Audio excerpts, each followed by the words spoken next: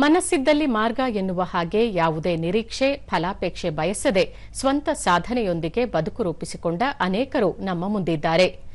ಇಂದೇ ಒಂದು ಹಾದಿಯಲ್ಲಿ ಆತ್ಮವಿಶ್ವಾಸದಿಂದ ಬದುಕು ಕಟ್ಟಿಕೊಂಡಿರುವ ರೈತರೊಬ್ಬರು ಸಾವಯವ ಬೆಲ್ಲ ತಯಾರಿಸಿ ಅಧಿಕ ಲಾಭ ಗಳಿಸುವ ಮೂಲಕ ಅನೇಕರಿಗೆ ಮಾದರಿ ಎನಿಸಿದ್ದಾರೆ. ಈ ಕುರಿತು ಒಂದು ವರದಿ. ವಿಜಯಪುರ ಜಿಲ್ಲೆಯ ಮನಗೂಳಿ ಗ್ರಾಮದ ಯುವ ರೈತ ಕಬ್ಬು ಬೆಳೆಗಾರ ವೀರೇಶ್ ತಮ್ಮದೇ ಆದ ಆಲೆಮನೆ ಕಟ್ಟಿಕೊಂಡು ಸಾವಯವ ಬೆಲ್ಲ ತಯಾರಿಸಿ ದೊಡ್ಡ ಯಶಸ್ಸು ಕಾಣುವ ಮೂಲಕ ಇತರರಿಗೂ ಸ್ಫೂರ್ತಿ ತುಂಬಿದ್ದಾರೆ. ಕಾರ್ಖಾನೆಗೆ ಕಬ್ಬು ಸಾಗಿಸಿದರೆ ಕಡಿಮೆ ಹಣ ಸಿಗುತ್ತದೆಂದು ಸ್ಥಳೀಯ ಕಾರ್ಮಿಕರೊಂದಿಗೆ ಸೇರಿ ಆಲೆಮನೆಯಲ್ಲಿ ಉತ್ತಮ ಗುಣಮಟ್ಟದ ಸಾವಯವ ಬೆಲ್ಲ ತಯಾರಿಸುತ್ತಿದ್ದಾರೆ. ಔಷಧಿ ಗುಣದ ಸಾವಯವ ಬೆಲ್ಲವನ್ನು ತಯಾರಿಸಿ ನೇರವಾಗಿ ಗ್ರಾಹಕರಿಗೆ ತಲುಪಿಸುವ ಕೆಲಸ ಮಾಡುತ್ತಿದ್ದಾರೆ. ವೀರೇಶ್ ಕಾರ್ಯಕ್ಕೆ ಕುಟುಂಬ ಸದಸ್ಯರೆಲ್ಲರೂ ಸಾಥ್ ನೀಡಿದ್ದಾರೆ. ವಾಟ್ಸ್ಆಪ್ ಸೇರಿದಂತೆ ವಿವಿಧ ಆನ್ಲೈನ್ ಮಾರುಕಟ್ಟೆ ಬಳಸಿಕೊಂಡು ಮಧ್ಯವರ್ತಿ ಇಲ್ಲದೆ ನೇರವಾಗಿ ಗ್ರಾಹಕರಿಗೆ ತಲುಪಿಸುವ ಮೂಲಕ ಲಕ್ಷಾಂತರ ಆದಾಯ ಗಳಿಸುತ್ತಿದ್ದಾರೆ. ಸಕ್ಕರೆ ಕಾರ್ಖಾನೆಗೆ ಕಬ್ಬು ಸಾಗಿಸಿ ಬಿಲ್ಗಾಗಿ ವರ್ಷಗಟ್ಟಲೆ ಕಾಯುವ ಬದಲು ಸ್ವತಂತ್ರವಾಗಿ ಆಲೆಮನೆ ಮಾಡಿಕೊಂಡು ಉತ್ತಮ ಗುಣಮಟ್ಟದ ಶುಚಿ ರುಚಿಯಾದ ಸಾವಯವ ಬೆಲ್ಲ ತಯಾರಿಸಿ ನಿರೀಕ್ಷೆಗೂ ಮೀರಿ ಆದಾಯ ಗಳಿಸುತ್ತಿರುವುದು ಇತರೆ ರೈತರಿಗೆ ಮಾದರಿಯಾಗಿರುವುದು ಗಮನಾರ್ಹ.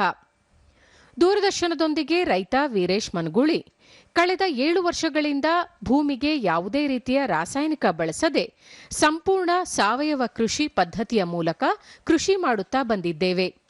ಸಾವಯವ ಪದ್ಧತಿಯಲ್ಲಿ ಅಚ್ಚು ಬೆಲ್ಲ, ಪುಡಿ ಬೆಲ್ಲ, ಜೋನಿ ಬೆಲ್ಲ, ಮಸಾಲೆ ಬೆಲ್ಲ ತಯಾರಿಸಿ ಗ್ರಾಹಕರಿಗೆ ನೇರವಾಗಿ ಒದಗಿಸುತ್ತಿದ್ದೇವೆ. ಆನ್ಲೈನ್ ಮಾರುಕಟ್ಟೆಯ ಮೂಲಕ ವಿಷಮುಕ್ತ ಬೆಲ್ಲವನ್ನು ಗ್ರಾಹಕರ ಮನೆ ಬಾಗಿಲಿಗೆ ತಲುಪಿಸುವ ಕೆಲಸ ಮಾಡುತ್ತಿದ್ದೇವೆ ಎಂದು ಹೇಳಿದರು. ಎಲ್ಲ ಬೆಳೆಗಳನ್ನು ಮಾಡ್ತಾ ಬಂದಿದ್ದೀವಿ. ಅದರಲ್ಲಿ ವಿಶೇಷವಾಗಿ ನಾವು ಕಬ್ಬನ್ನು ಬೆಳೀತಾ ಕಬ್ಬನ್ನು ಯಾಕೆ ನಾವು ಎಲ್ಲರ ಥರ ಫ್ಯಾಕ್ಟ್ರಿ ಕೊಡಬೇಕು, ವಿಷಮುಕ್ತವಾಗಿ ಬೆಳೆದಿದ್ದೀವಿ ಅನ್ನೋ ಕಾರಣಕ್ಕೆ ಅದರಲ್ಲಿ ಏನಾದರೂ ಒಂದು ವ್ಯಾಲ್ಯೂ ಅಡಿಷನ್ ಮಾಡಿ ಜನರಿಗೆ ಒಂದು ಉತ್ತಮವಾದಂಥ ಆಹಾರವನ್ನು ಕೊಡಬೇಕು ಅನ್ನೋ ನಿಟ್ಟಿನಲ್ಲಿ ನಾವೇ ಒಂದು ನೈಸರ್ಗಿಕ ಬೆಲ್ಲದ ಗಾಣವನ್ನು ಹಾಕಿಕೊಂಡು ಇಲ್ಲೇ ನಾವು ಸಂಪೂರ್ಣ ಸಾವಯವ ಪದ್ಧತಿಯಲ್ಲಿ ಹಲವಾರು ಥರದ ಬೇರೆ ಬೇರೆ ಬೆಲ್ಲಗಳನ್ನು ತಯಾರು ಮಾಡ್ತೀವಿ.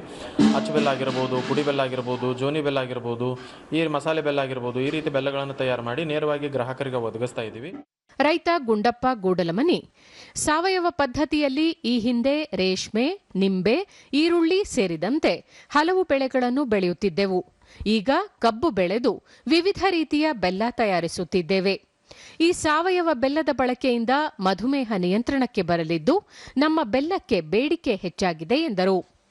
ಅದಕ್ಕೆ ಸ್ವಂತ ನಾವು ಗಾಣನೆ ಮಾಡಿಕೆಸಿಂದ ಸಾವಯವ ಕಬ್ಬು ಬೆಳೆದ ಕೇಸಿಂದ ನಾವು ಬೆಲ್ಲವನ್ನು ಮಾಡ್ಲಾಗ್ತೇವೆ. ನಾವು ಬೆಲ್ಲವನ್ನು ಎಲ್ಲ ರೀತಿಯಿಂದ ಪೌಡ್ರ್ ಬೆಲ್ಲ ಅನ್ರಿ, ಜೂನಿ ಬೆಲ್ಲ ಮತ್ತು ಇವು ಚೌಕ್ ಪೇಂಟಿಂಗ್ ಮಾಡ್ತೇವೆ ನಾವು. ಈಗ ನಾವು ಎಂದು ಬೆಲ್ಲ ನಾವು ತಯಾರು ಮಾಡಿದ್ದೇವೆ, ಇಲ್ಲಿ ಆಜು ಬಾಜುದವ್ರು ಹೋಗ್ತಿದ್ದಾರೆ.